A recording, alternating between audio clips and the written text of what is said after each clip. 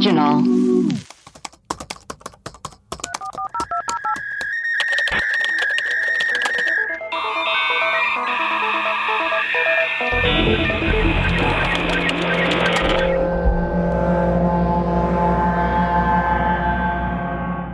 Hello and welcome to Web Crawlers. This is our Friday mini episode, and for all of October, we are going to bring you everything spooky, creepy, scary, the paranormal, and the occult, just to keep you extra terrified for the month ahead.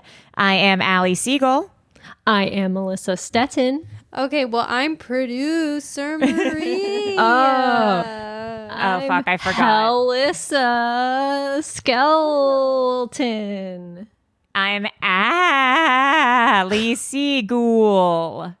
Okay, so obviously Allie's in a mood. I can't tell what it is. I think I'm like tired, but I don't quite know. And I had to reinstall everything on my computer. And you know how sometimes it's like, this will take 13 minutes. And then like an hour and 45 minutes later, it's still loading. They always lie to you. It's just crazy what these people do. Anyways, first and foremost, I think we need to discuss something with Maria.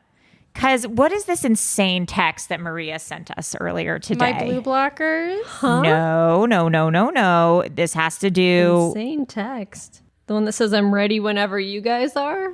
I mean, that was pretty crazy. Oh, yes. I want to read this text verbatim. Yes. Because she said... I look like a celebrity who puts on their glasses and then does like a Zoom thing. And like is just like, I just woke up and I'm doing like a Zoom. You really do. You know what I mean? Yeah. Like Chris Evans just trying to like play it cool. Yeah, I do. Or like, you know, you look like Brad Pitt on that Fast Times at Ridgemont High read. Oh, yes. I know. I look like a male celebrity who's doing a Zoom call after he just woke up. Yeah. Okay, so Maria today, out of nowhere, texts us, I also didn't tell you guys. I solved an unclaimed person on the coroner's site, but they haven't gotten back to me, and I'm afraid to call. Melissa goes, what? And she goes, Maria goes, I looked into one of their unclaimed bodies, and I found all of her nearest relatives. And I said, it's weird that you didn't tell us this immediately. So, Maria, will you tell us about this journey that you're on? Yeah, what's going on? Okay, so I've brought this up to you guys before that if you go on the coroner site, shout out to Gabby Dunn, newest coroner of Los Angeles. LA City County. LA County coroner, Gabby Dunn. If you go on their website, there's a whole section of unclaimed bodies. Now, an unclaimed body is different than an unidentified body. Let me break this down for you. Yeah, because I made that mistake and you got pissed. Well, I didn't get pissed. I just said, no, I haven't solved a Clayhead case. That would be, that takes a whole army of people. So an unidentified body is like a Clayhead. And we've gone into those. Those are the right. Let me do this. They don't have names. So they're just bodies. They don't have names. It's like if an unidentified body is, say you came across a skeleton on the side of the road and then you weren't able to identify who that's. Say you came across a skeleton on the side, or like, you know. Came across a skeleton on the side of the road and there's a whole website. There's actually like a wiki page dedicated to all the unidentified bodies and like if they had a tattoo or if they had jewelry or if they wore like a uniform or something. It has all of that. And then hopefully I think if they get enough information, then they're able to do like DNA testing and then figure out who the person is. Anyway, that's an unidentified body. Okay. The unclaimed bodies is actually maybe even a little sadder to me. Well, I guess it's not fair to qualify, but an unclaimed body is if someone dies and they have a name and they have, a birth certificate, they have a death certificate, and they end up at the coroner's office and no one comes to claim them. No one says, I'm this person's mother or brother or cousin or friend. They just are there and they're basically a forgotten person. But they have all of their name. They have their information. They have their date of birth. They have everything about them. They have where they died. They have where they were born. So they have that. But if no one comes to claim them, then sorry if you could hear Pickles. If no one comes to claim them, I think the coroner's office keeps them for, Allie, you sent this article, but basically I think they're kept at the coroner's office for 3 years. Wow. I think. I didn't read the article. I just sent it. I read the title. That's all you need. And if no one claims them, then once a year maybe, or once every couple years, they do this mass burial. And I guess every coroner's office has this, and they do this mass burial where they bury all of the ashes of these bodies that were unclaimed, and people can go and pay their respects. And it's all very sad. So anyway, if you go on your local coroner's office website, usually there'll be a section that says unclaimed bodies. And so I went on there, and it's very fun to do research on it, because it's like my perfect thing is get my ancestry.com account ready, get my newspaper.com ready. Yeah, sync it all up. Get Melissa's family tree now out. Get that tab up and running.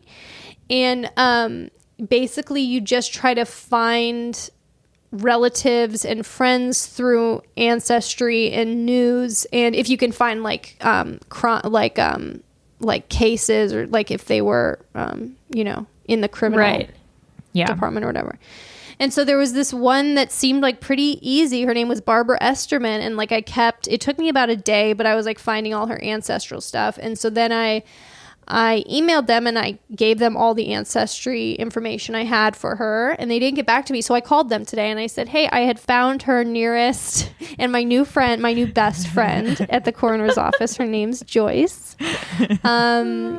She was like, it's so funny. This person was claimed by a cousin, which I assume is the cousin I found. Wow. But it had just been kept up on the website by accident. So then she was like, so going forward, why don't you just email me the names of the people you're researching? I'll let you know for sure if they're still unclaimed. And so I did. And so I have like 8 names that are ready to go, rearing and ready to go. So you work for the coroner's office now. You're an intern. You're an intern. Well, I like to think of myself as just Joyce's best friend. And then like we solve cases together. This is our TV show. Here's our TV show. We've been wondering what the pitch is, and this is it. It's called Unclaimed. It's called Unclaimed. And it's also, the B story is always me realizing that I'm one of the unclaimed bodies myself. But I'm just walking. Oh, like Sixth Sense. No, I think it's just that I'm lonely and no one really cares. Emotionally unclaimed. Emotionally unclaimed. Yeah. And what season does Joyce file a restraining order on you? I think the next time I email her. Yeah. I think because I emailed her. The email will bounce back after. Yeah, Mailer Damon. Like, we just talked. How about these names? And then you start searching for Joyce on Ancestry and finding her cousin. Yes. Yeah. I went. I didn't find any of those names I sent you, but I did find your great uncle. Oh my God. And then you marry into Joyce's family and then just start showing up at all her events. It's a dream to marry into the coroner's office. We shouldn't give too much away from our new series coming soon to TLC. Anyways, so we'll keep you guys that's exciting. I want to participate in that. You should. And to be honest, I did come. So there is this thing called the unclaimed body. Basically, I came across this nonprofit organization where everyone gets together and they solve these cases together. But I went on there, and there's too many cooks in the kitchen. Yeah. There's too many cooks in the kitchen. You work alone. Everyone's trying to beat each other to it and being like, I got this. It's like, you know what? I need to do this for myself with the cases that you guys aren't looking at. Yeah. You got to go deep. Whoa. Horny. So maybe on the Discord, if you guys want to start like an unclaimed persons thing, I'll add a thing to it. Yeah. And you can do it through your own local coroner's office. We can see if we can find some that's fun. Let's crack some cases, man. Yeah, let's crack some cases, guys. Okay. Yeah. Well, there we go. Doing some good in the world. Today, we are going to talk about 2 different things. One is the Hammersmith Ghost murder case, and then the second is something that is not that. Walpurga Hausmannin. That's Hausmannin. It's German. Hausmannin. Hausmannin. Anyways, well, here is a little bit about the Hammersmith Ghost murder case. Spooky. Yes. We should insert some like ghost sounds into this.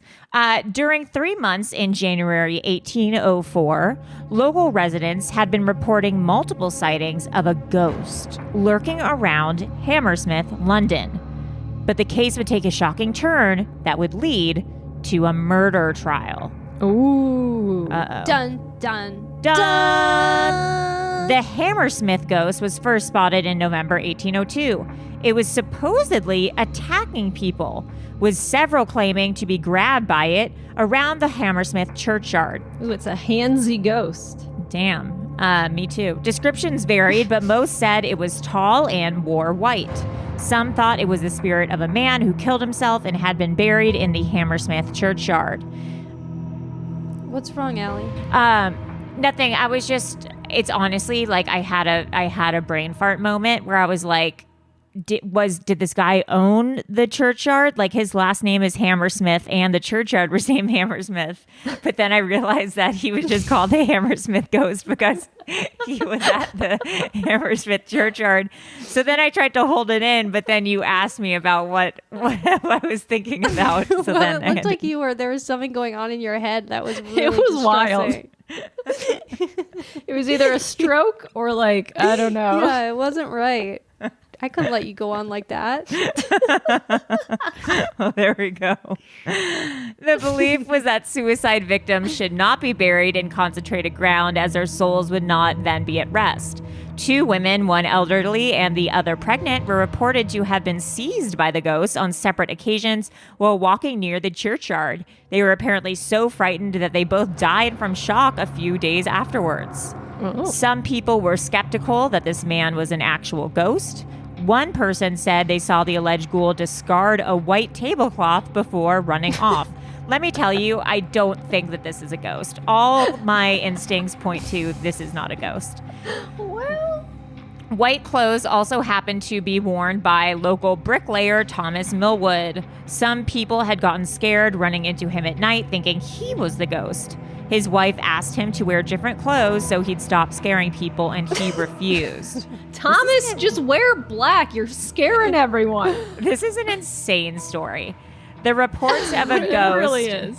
Also, like, they're thinking so much of those ghosts that are just like sheets with like eyes cut out. Like ghosts, I've never heard a description of a ghost being just like it was huge and white. Of a real ghost. The reports of a ghost led to several local citizens forming armed patrols since London didn't have an organized police force at the time. On January 3rd, local man Francis Smith decided he was going to look for this Hammersmith ghost and took a shotgun with him. Looney Tune. Yeah, like if he was a ghost, why would he think a ghost would be killed with bullets? You know, if it was a ghost. That's insane. It was the 1800s or whatever. They didn't know. Think of this stuff. Yeah.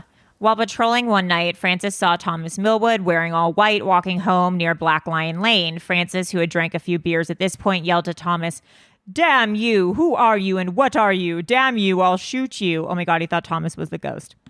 Yeah. Francis then shot him in his jaw and killed him.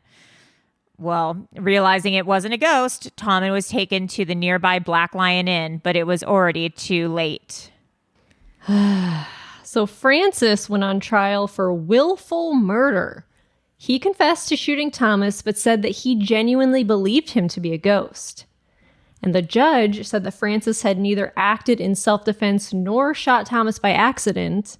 He had not been provoked by the supposed ghost, nor had he attempted to apprehend it. How do you apprehend a ghost? You put it in a net, Allie. Stupid question, sorry. So Thomas had not committed any offense to justify being shot, and even if the supposed ghost had been shot, it would not have been acceptable, as frightening people while pretending to be a ghost was not a felony, but it was a misdemeanor. It's a misdemeanor? Apparently, it was a misdemeanor, frightening people. It's like causing a disturbance. Oh my God. Which merits only a small fine. Then this podcast is a misdemeanor. I know. I don't know how we're not in jail. Me either. So it was up to the jury to decide if you had thought that someone was a ghost, would that be good enough a good enough defense against murder. And apparently it was, and they returned a verdict of manslaughter rather than murder. What's the difference? Manslaughter is, I believe you caused the murder, but it wasn't premeditated. I think it's like drunk driving. You get manslaughter, like you didn't plan on killing them, like it was an accident. So if you can kill a ghost, does that mean you can kill people who have ghosted you? Melissa, don't answer it. It's a trick. Yes. No. Yes. But no. He wasn't really a ghost, Allie. That's the whole thing. I know, but didn't Melissa just say that they decided that if you think it's a ghost and you kill it, that it's manslaughter, that's not murder? That's what they initially decided. The jury said that. But the judge wasn't happy, and he denied the jury from returning a verdict on the grounds, stating that Francis believing... Okay, I take it back. Well, I believe that that's okay. If you're thoroughly thinking that you're acting in self-defense, then it should be seen. You should be responsible for the circumstances you believe yourself to be in. But this, I'll get this. There's something you're gonna be very interested in. Okay, yeah, we'll stop talking. Sorry. So the judge wasn't happy, and he denied the jury from returning a verdict on that grounds, stating that Francis believing Thomas was a ghost should not be considered a factor. The jury were told to deliberate again and either convict him or clear him of murder. And this time they did deliver a guilty verdict of murder. You can't do that as a judge, can you? Be like, guys, I don't like your verdict. Yeah, that's true. They could do whatever they wanted. Yeah, they didn't know what they were doing. They don't know what they were doing. They were killing people who they thought they were ghosts. They didn't have the internet. Crazy. Yeah, how do they? So this time they delivered a verdict of murder, and he was sentenced to death by hanging. Ooh. But his sentence was later reduced to a year in prison and hard labor. Those are two very different sentences. So this case would take another turn when a man named John Graham came forward claiming to have been responsible for at least one of the sightings of the ghost. He said that he had been annoyed that his apprentice was scaring his children with ghost stories, and one night decided to dress up in a white sheet to scare the apprentice. Oh, shit. Yeah. Wow. This apprentice. And now this poor guy's been shot and another guy's in jail. Yeah. This fucking guy. So over time, the case faded into history, but the questions raised by the jury remained open. Like, can you claim self-defense if you think a supernatural force is going to kill you? This is a good question because, like, during that Ouija board prank, could I have killed you and Maria? Me. Right. And it would have been justified, I think. Yeah. So the implications of it were finally clarified during a case in 1984 called R versus Williams.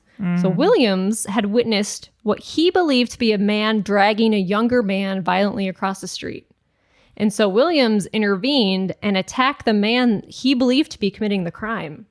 However, it turned out that the alleged assailant was actually trying to apprehend a suspected thief, and he was not attacking him. The guy he was dragging was a thief. So Williams was initially convicted of assault, but appealed on the grounds that he genuinely believed the victim was the one committing the crime, even if that was a mistaken belief. And so after considering the case, the judges agreed with this argument and they overturned his conviction. So he did not get charged for that. I understand that. I don't see how supernatural comes into that, but sure. Yeah. This case actually set a legal precedent in the UK regarding self-defense. Whether someone could be held responsible for their actions, even if they were the consequence of a mistaken belief. It was written into law in 2008. Yeah. Wow. It's just such a tricky ground. Like, I feel like even if someone, read that one more time, Allie. Can you read that one more time? The case actually set a legal precedent in the UK regarding self-defense. Whether someone could be held responsible for their actions, even if they were the consequence of a mistaken belief. So that is what it is now, that people can't be held responsible for a mistaken belief, or they can be held responsible? Because that case in 1984, it was overturned. He wasn't convicted of assault because he thought the guy was dragging the other guy. But my concern is, like, how do you prove it? You could lie and be like, oh, I thought that they were doing something terrible. But if there's no motive behind it, I mean, I think you'd have to look case by case, and you'd have to. It would have to be. Well, that's what I was going to say. Let's be real, especially like when you think of things like systemic racism. And I don't think we should get into this whole thing, but it's obviously a real case by case basis as it comes to self-defense. I'd say the evidence has to be like extremely overwhelming. Yeah. I mean, it is crazy. This is like someone thinks someone's a ghost because they're dressed like a ghost, but they weren't even dressed like a ghost. They were just dressed in their uniform. Well, that's what happens if you wear white after Labor Day. Exactly. That's a lesson. Let that be a lesson to us all. Lesson learned.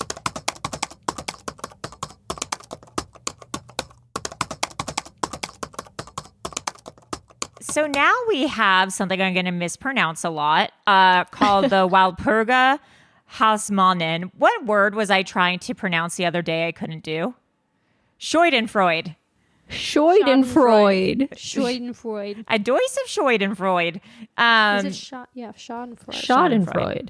Yeah. Walpurga Hausmannin. And this was suggested to us by Maria's Demon. Yes. Thank you in the so Discord. much. Shout out. And this is, I believe, about a witch. We love a witch. Walpurga, I'm just going to call it Walpurga, sorry. Yeah. Walpurga was a German midwife executed in one of the most famous witch trials in Germany for witchcraft, vampirism, and child murder.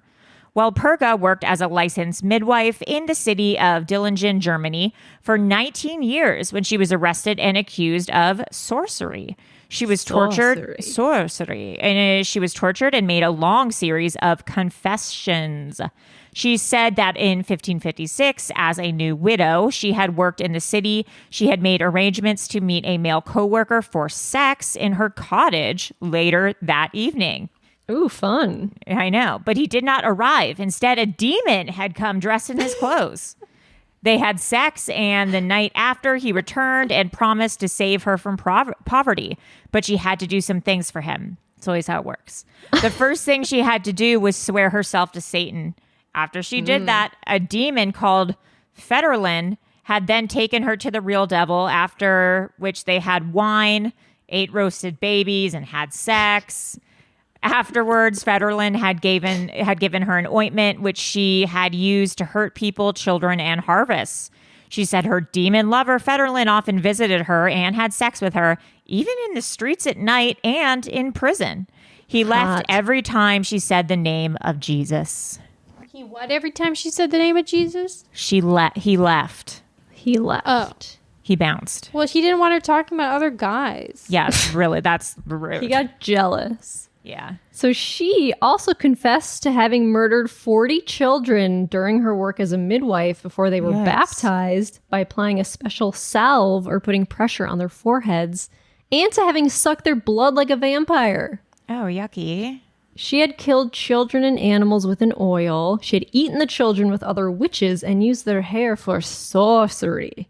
Oof. And so the local authorities sentenced her to death. Her property was confiscated. She was taken through the city and stopped 5 times before they reached her place of execution. But at the first stop, they tore off her left breast and right arm.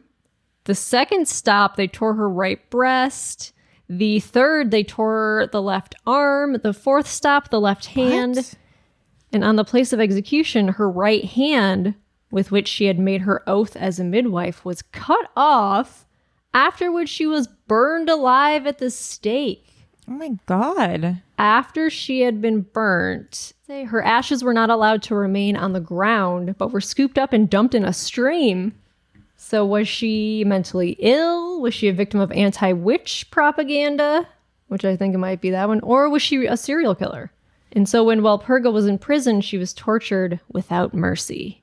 As was common during witch trials in that part of the world, the accused woman was tortured until she admitted that she was a witch. And scholars say that the story of Walpurga is sadly typical of witchcraft trials. It was common to accuse an old woman who had her own way of living, which was not understood by younger generations, of being a witch. And they were often attacked and nobody protected them. And that's the story of Walpurga Hausmannin. Hausmannin. Wow. Well, gotta watch out for that. Watch out for that witch. Gotta watch out for that, man. I don't think she died in September 2nd, 1587. I doubt she even existed, if I'm going to be real. Really? I think this is just like some folklore that's just been passed down through the ages. Yeah, it's possible. Anything's possible. That's so true, Melissa. I mean, I could talk about that forever. Let's hear it. No thanks. What else do you think is possible, Allie? Anything. Like you said, anything, Melissa. Honestly, I just agree with you wholeheartedly. I love that in Allie's background, it's the guy from Scream with a knife above her, and it's like he's been waiting for her to finish her podcast before he does the deed. Well, he wants to hear it. He likes what you have to say. Yeah. He went Hammersmith Ghost. Should we read a few of our new reviews if we have any? Yes. So we have 5-star review from Kelly. Subject is honk honk boing la la la. Love you ladies. Obsessed with the show and the Discord and the live shows and the Patreon. And just thank you for adding so much joy to my life several times a week. Thanks, Kelly. Thank you. We have to do an episode on mosquitoes. Because what's going on? I can't go outside anymore. I can't go outside. I can't sit in my backyard. I am eaten alive. Oh, like eaten alive. I have this this mosquito zapper for inside the house that like emits a blue light that we keep on, and the mosquitoes all flock to it. It's great. Because I would just get bitten. Because Martin doesn't get bit. And you know what? Oh my God. There's a blood type. If you have a certain blood type, you're more prone to getting mosquito bites. Sweet blood. I've got like French pastry blood. And there's on 23andMe, there's a trait that says prone to getting bitten by mosquitoes more, and I have it. Oh, I probably do. I have. Did you get the genetic one too? You didn't just get like your ancestry. You got like the genetics too. Oh yeah. I would be so afraid of that because isn't there the one that tells you if you have like the BRCA and like all like the cancer stuff too? Yeah, it does do that. I got this like 10 years ago, like when 23andMe was the first thing.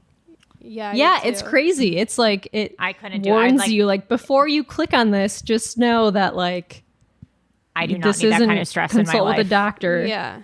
So I opened it and I was like, yes. There's actually another thing you can do. So you can put your results from 23andMe into this other app. You can download your raw data. Yes. And you put it through this other thing that goes like even more in depth. I forget what it's called. But when I did that, I got so scared I made a doctor's appointment. And I like came in with this like manifesto. Just all these like letters and numbers that like make no sense. Well, because it tells you. So like when you put it through this program, it's the raw data. You put it in the program, and then it tells you like cancer risk. Like it tells you like every little bit of risk you possibly have.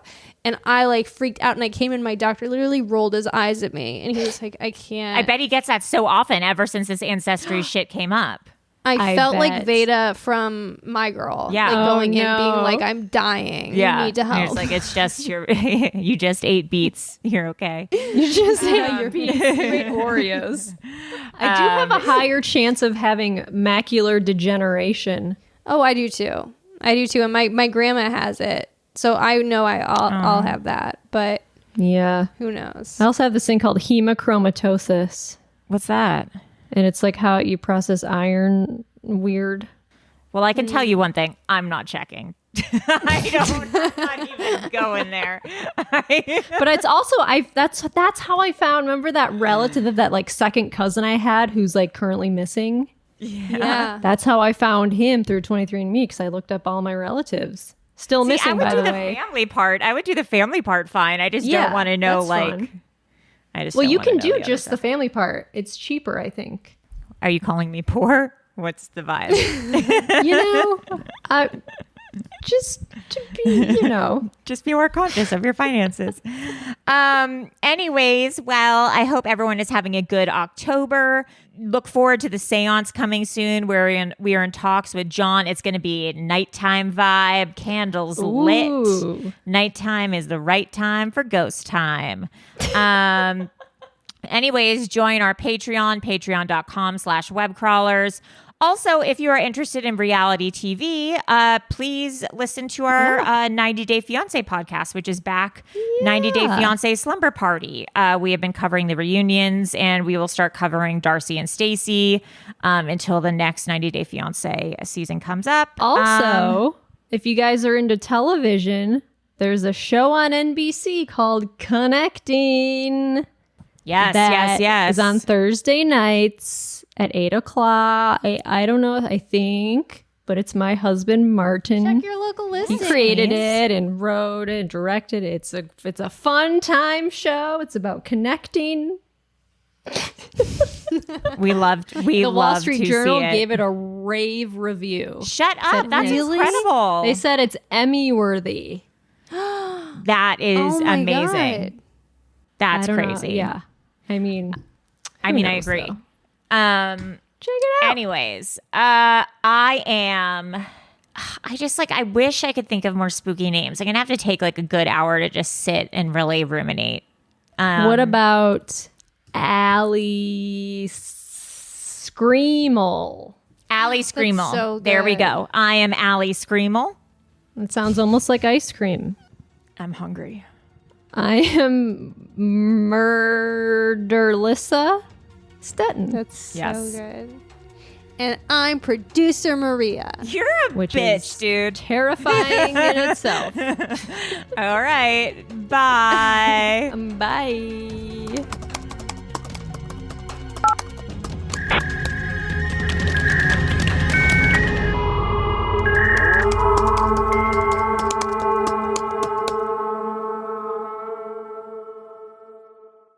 An Erios original. Powered by Acast.